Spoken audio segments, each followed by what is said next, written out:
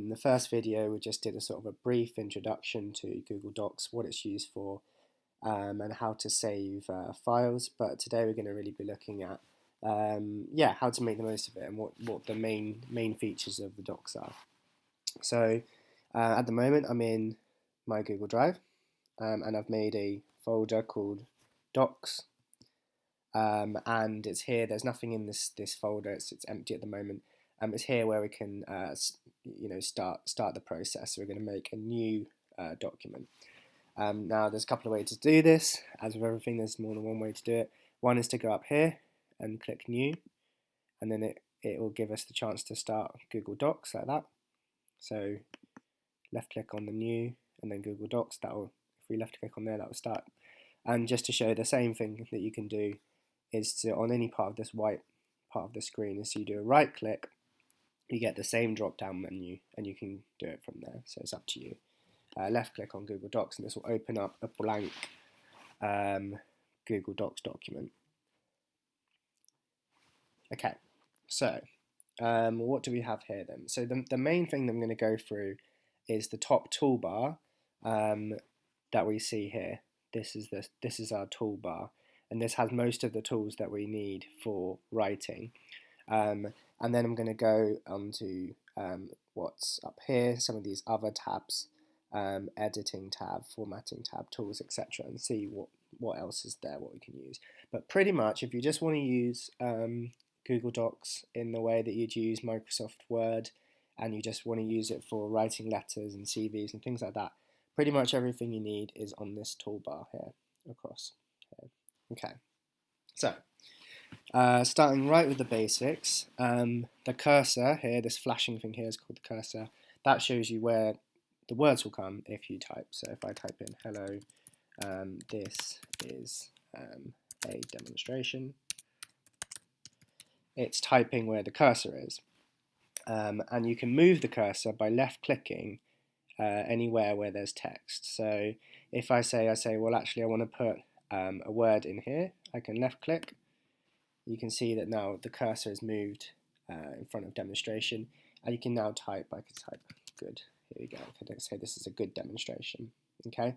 If I want to go even in between the words here, I can put my cursor here, left click. Can you see it's flashing? And I can just add a space in between using the space bar.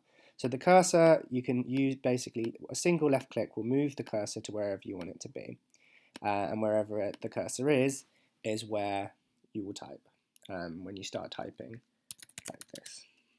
Okay, so fairly straightforward there in terms of using the cursor and using the typing. So you can type as much as you like.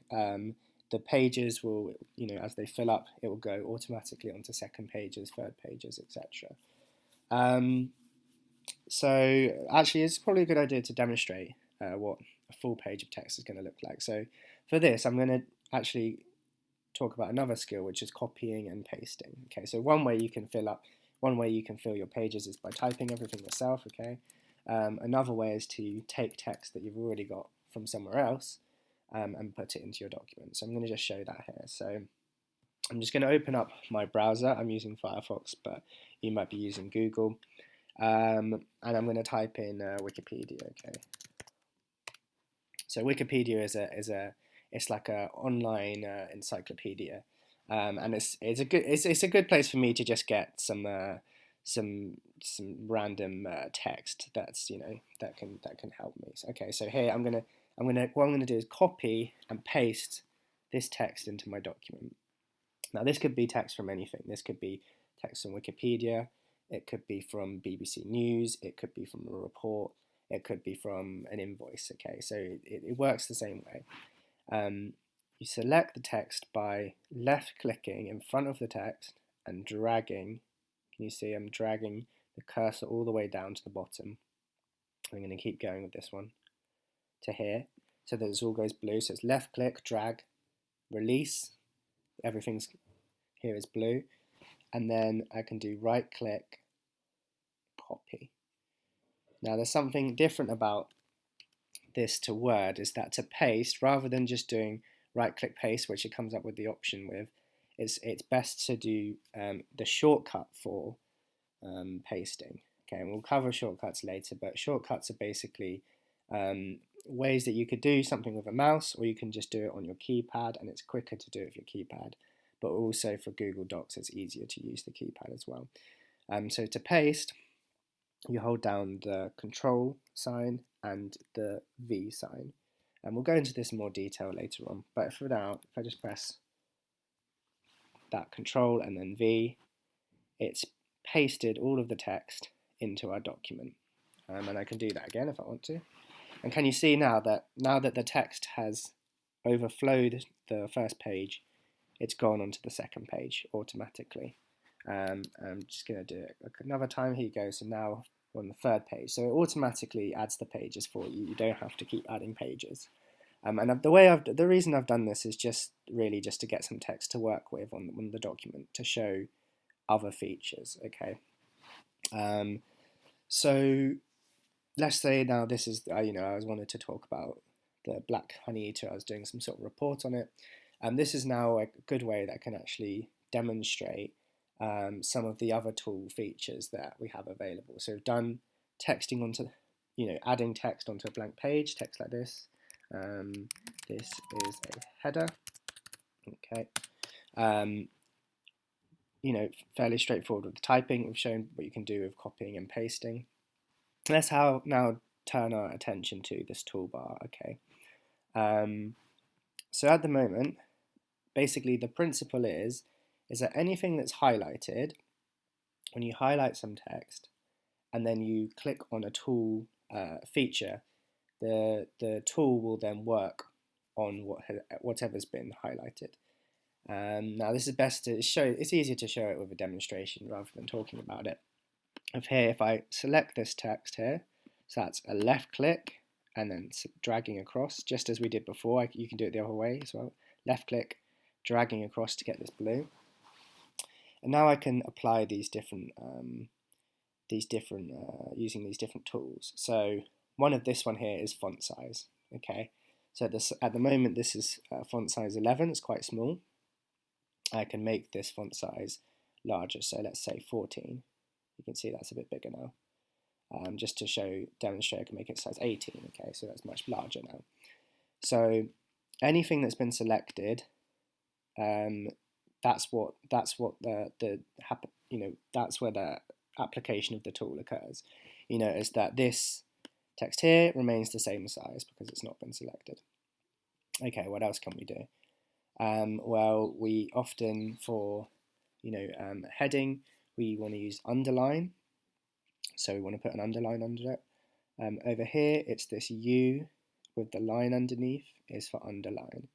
Okay, now this is very similar to Microsoft Word. They pretty much use the same icons for these things. Okay, so if I left click on underline, we get the underline on that part of the text. Okay. Font. Okay, so we can change the font. So let's say we want to change all of this. Okay, well this part anyway, this part of this page, into a different font. We can see now that it's got it in Arial, which is the standard font that it starts with. If I click on that little arrow, it gives us a drop down of all these different fonts that you can use. And you can get more as well if you go up the top here for more if you're not happy with the selection. But this, let's say have a look at what this would look like here. So there's extra options under each font. There's the normal font, and then they can give you some extra options, light, medium, bold, for instance. But let's just stick with this one, Laura. Okay, and click on that. As you can see, this is a different font from the last one. This is a good time to talk about another feature, which is the undo feature. If you do something, whether you delete something or you put in some text that you don't like, you can undo that. So you can return to what the last thing you did was, and it's just up here. This backwards arrow is undo. So we changed the font. If I left click on here, it will change it back. Okay, it's quite a subtle change with there. Let's change it to a font where it's really obvious. Okay, so here. Okay, horrible. It doesn't doesn't work very well, does it? But if I go back with this undo, it will take it back to the last thing. And this is something that you just can keep doing. You can see, look, here is undoing those last things that we did. Another point to mention is you can use the redo feature. So this is this one here, and you can redo things that you basically these two things can you can use it to control going backwards and going forwards. Okay, things that you've done in the past, and if you go back too far, you can then come back to a point that you're happy with. So it's pretty useful. It's pretty helpful. Right. Okay. So we're talking about the toolbar. I'm going to continue with that. So we've looked at fonts. We can change our font up here. We've looked at size, font size over here. Another useful one to know is bold. Okay. So let's say we wanted to. So some of these you can see these are already sort of highlighted, and that's just how they are in Wikipedia. But say we wanted to make this bold. You can select it, left click, drag, select it, then click on bold, and you can see now it's this this darker, thicker word there. So it makes it stand out a little bit more. Depending on the type of work that you're doing, sometimes it's useful to use a highlighter, okay, for something. So if there's something really important that you want to draw attention to, this is the highlighter, and you can choose which color you want it to be. So let's say the classic is yellow, isn't it?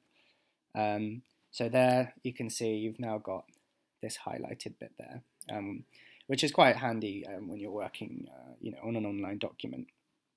Okay, so we've done most of these now. Let's have a look at the last one, which is italics. Okay, so you can see this is actually already in italics. When people are talking about species, normally they sort of talk about that. Let me just show you a demonstration. So you can see, I'll do it with the whole line so that it's more obvious. This is what it's like normally. If you left click italics, you can see that's shifted there. Italics, non-italics, italics, non-italics. Okay, so it's good to know that that's there. So these are your main formatting tools that you're going to need. The fonts, the font size, bold, underline, italics, and you might be using the highlighter as well. Okay, right, so I think, this would be a good chance to now practice using that. Get some text, maybe copy and paste some text from somewhere else, and practice using these basic formatting tools. We've still got time in this tutorial to look a little bit further, and we can look at the paragraph tools as well. So if we select a whole paragraph now, or series of paragraphs, instead of just a few words, you can see here that there's these lines, and that shows you the alignment of the paragraph, and at the moment it's aligned to the left. So what that means is that everything's shifted to one side on the left. If I click on here, center align, you can see everything's now aligned centrally, okay? And if I go and click on this right hand side, it's now aligned to the right, okay? It's not common that we do align things to the right, but aligning to the center is actually quite common. For things like poems as well, it's very often people centrally align their text. So it's important to know about that. And there's further things you can do with Justify. We will leave that for now, but it's again just a paragraphing type tool. Moving on a little bit further to the right, we can look at line spacing. So at the moment we've got fairly tight line spacing. So the line spacing is basically the gap between the lines. So between this sentence and this sentence and this sentence, there's that little white space. If I show you what the line spacing looks like with more line spacing, we could do double line spacing. Now you can see it's much more spaced out. And in many ways, it's actually easier to read with a decent amount of line spacing. So let's just put that back to what it was. I think it's 1.15. Okay, we're nearly there in terms of getting across this toolbar.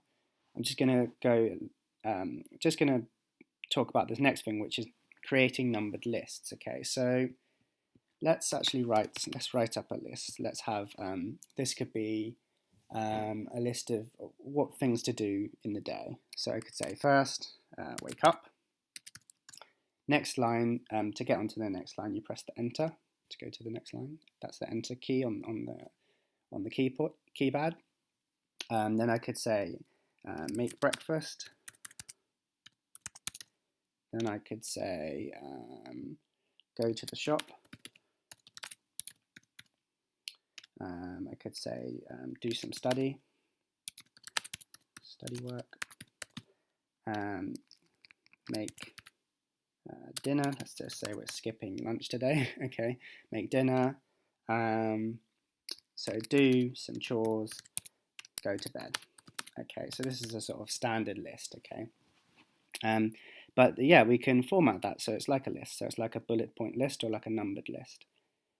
Same as always, we left click in front and we drag across to select. Now we can apply the tool. And here we've got the choice to do a numbered list. So it automatically numbers it for you, one number per line, which is pretty, it's quite nice. It saves you from having to type out the number for every single line, especially if you've got lots of lines. The alternative to a numbered list is just a bullet list. Okay, this is what a bullet list looks like. It's just bullet points for each point. Okay. So pretty helpful for, actually CVs, okay? So this is key for CVs. For often you'll have a bit of text saying about some of your skills, and then you could have a bullet point list of the different skills you have or the experience that you've got, okay? So what I'm actually going to do is sort of set a task to actually utilize a lot of these different tools into creating either a CV or some sort of written project, okay? Because the best way to learn is to practice this stuff. Okay, we're nearly there. So the final thing on the right hand side is the decrease indent or increase indent. Again, we don't really use these that much, but I'll just demonstrate. If I click on increase indent, it's going to shift the whole paragraph to the right. And if I do that again, it's going to keep shifting it, okay? So sometimes you want to format things like that. You don't want it all the way to the left. Sometimes you want to move it across. Okay, so these two things here, you can decide how you'd like it. Okay. So the last thing I'm going to show is what's called the format painter. So we've been looking at these different formats. And a good way to use this format painter, I'll just describe what it does first, and then we'll show it what happens. Is that it whatever you can select some text like we do normally before we use the tool, and then when you use the format painter, it will turn other text that you select into the same format as the one you selected. Okay, so it sounds a little bit complicated like that, but let me just show you what I mean. Is that this is all bullet pointed, okay, and it's also Arial size 11. If I select some of that text, I go over to here to this paint format, the format paint format. See, it's selected, it's blue now, it's selected. If I then select another piece of text, it's going to turn it into that format. Can you see now? It's got a bullet point for this paragraph. And not only that, it's removed all of those links, all of those blue underlined links. Okay. Another example, if I select this here, we've got this is highlighted, and I select the format painter and select some text over here, it's going to now highlight all of this text. So it's just a way of when if you've got some text like here, say for instance here, this is all italic. It's like these have got lots of italics in there, okay? And we might say, well, I don't want any italics. That's not how I want things to be. Let me just delete this for a sec. Yeah, another thing is selecting text. If you press the backspace, it will delete all of the text. If I say I don't want any of this italics, let's do another. Well, let's just make this a different font to show the picture a little bit more. I'll just make the size 18, I'll make it this Georgia. Okay, so it looks a little bit different now.